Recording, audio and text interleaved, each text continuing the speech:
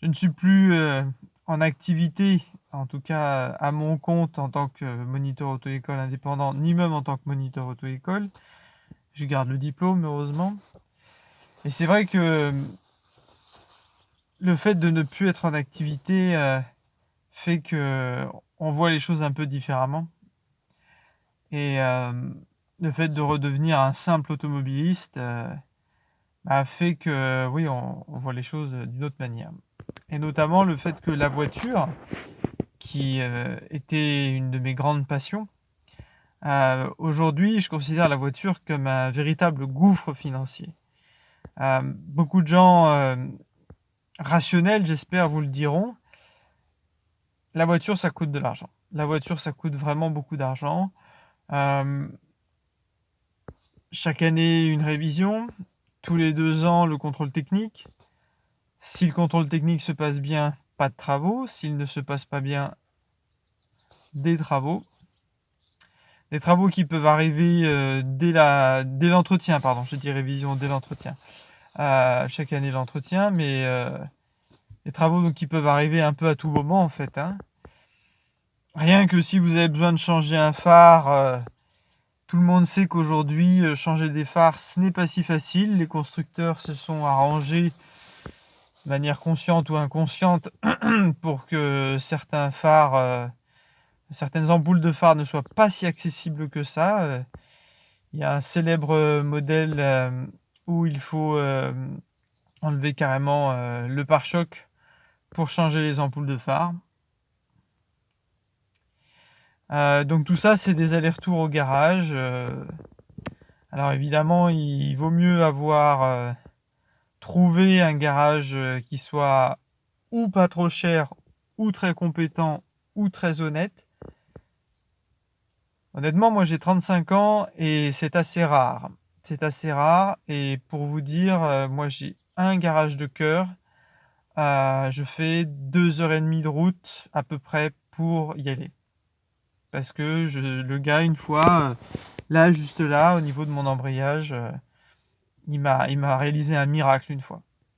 Il m'a vraiment fait quelque chose de fou que personne d'autre n'aurait fait. Une soudure un peu spéciale. Et aujourd'hui, ça fonctionne, quoi. Donc voilà, donc la voiture a un gouffre financier, donc rien comme je vous disais, donc l'entretien, contrôle technique, changement des pneus, vérifier régulièrement que l'usure des pneus, ça paraît bête, mais encore l'autre jour, sans vouloir raconter ma vie ou mes aventures, on a eu de la neige ici et j'ai dû aider une voiture qui était un petit peu embêtée. Et au bout de 2-3 minutes, j'ai eu une neurone qui s'est connectée à une autre et j'ai regardé l'état des pneus. Les 4 pneus étaient lisses. Les 4 pneus étaient lisses. C'était une voiture en plus assez récente, d'un couple qui n'était pas forcément très pauvre. En tout cas, je le souhaite pour eux. Et là, bon, j'ai presque envie de dire, la personne avait eu de la chance d'être bloquée là, à ce moment-là.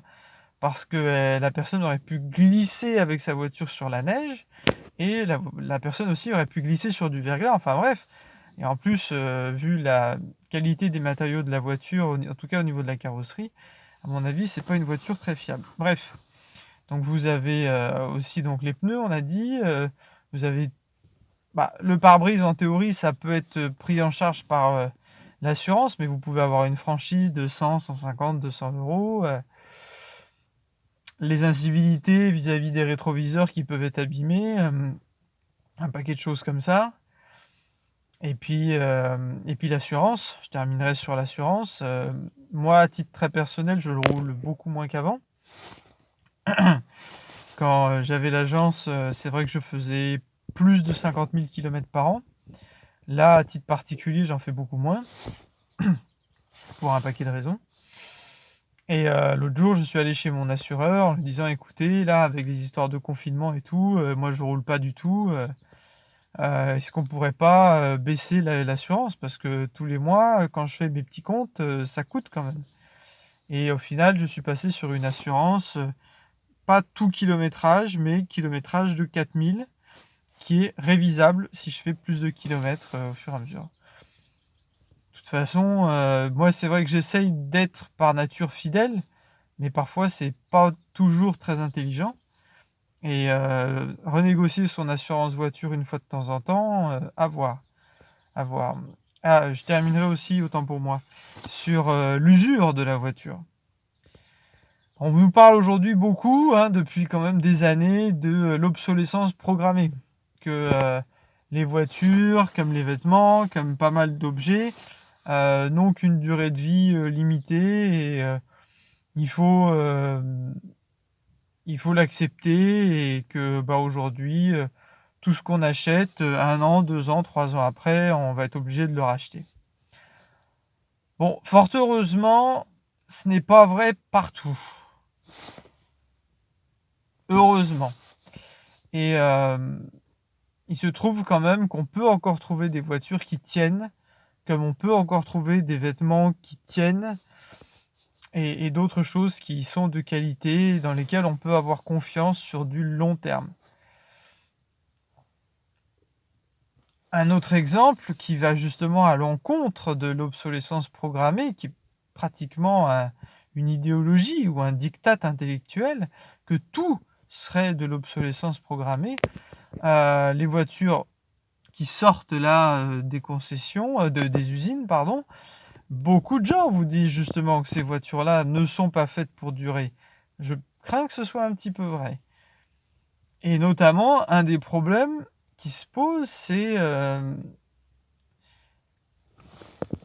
fait que l'électronique pullule vraiment dans les véhicules modernes. Alors, moi, je suis pas vraiment un grand partisan de l'intelligence artificielle. On nous dit que l'intelligence artificielle, ça aide dans tout et ça va permettre de mieux conduire, tout ça, tout ça. Enfin bref, moi j'ai le sentiment que plus il y a d'intelligence artificielle, plus le conducteur, il manque d'intelligence, sans vouloir rentrer dans les jeux de mots basiques. Toutes ces voitures là qui sont bourrées d'électronique, n'importe qui pourra vous le dire, hein, le jour où ça dysfonctionne, ça coûte, hein.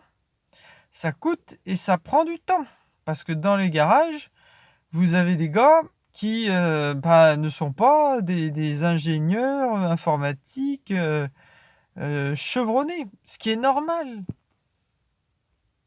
Donc il y a l'histoire de la valise pour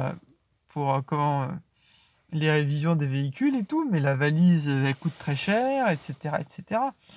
Moi, je sais que quand j'étais en activité, j'ai eu conseillé à un élève qui était un ami, je lui ai conseillé de prendre des voitures justement où il avait la garantie qui est très très très très peu d'électronique. Parce que comme ça, moins d'ennuis à ce niveau-là. Et puis plus il y a de vis dévissables, j'ai envie de dire, plus il y a un espoir que le garagiste, éventuellement le particulier, mais on va rester sur l'idée du garagiste, puisse démonter et remonter facilement. Sachant qu'aujourd'hui, les réparations, vraiment les réparations, comme ce qui a été fait sur mon embrayage par ce monsieur vraiment à qui je suis très reconnaissant, les réparations sont de plus en plus rares. Moi, j'ai fait un stage dans une concession. Les gars, ils voyaient un problème sur une pièce, ils cherchaient même pas à réparer, c'était tout de suite commande de pièces neuves. Est-ce bien, est-ce mal? Je ne sais pas. Moi, à titre personnel, je suis plutôt pour la réparation, mais aujourd'hui, en tout cas, disons que c'est pas dans l'air du temps. Donc voilà, la voiture, gouffre financier, c'est vrai que c'est des choses que je n'aurais pas forcément dit quand j'étais en activité. L'autre jour, je regardais le prix de l'abonnement du bus au mois dans le coin où je suis. C'était 50 € par mois. Si vous avez une vie extrêmement basique, que votre vie c'est juste être dans votre logement, aller chercher du pain, tout faire à pied, que ce soit votre boulot ou vos activités de loisirs, une petite carte de bus, ça peut suffire et un véhicule, ça peut effectivement être un coût important, ne serait-ce qu'en assurance tous les mois, ça peut être un coût, hein. Après il faut voir.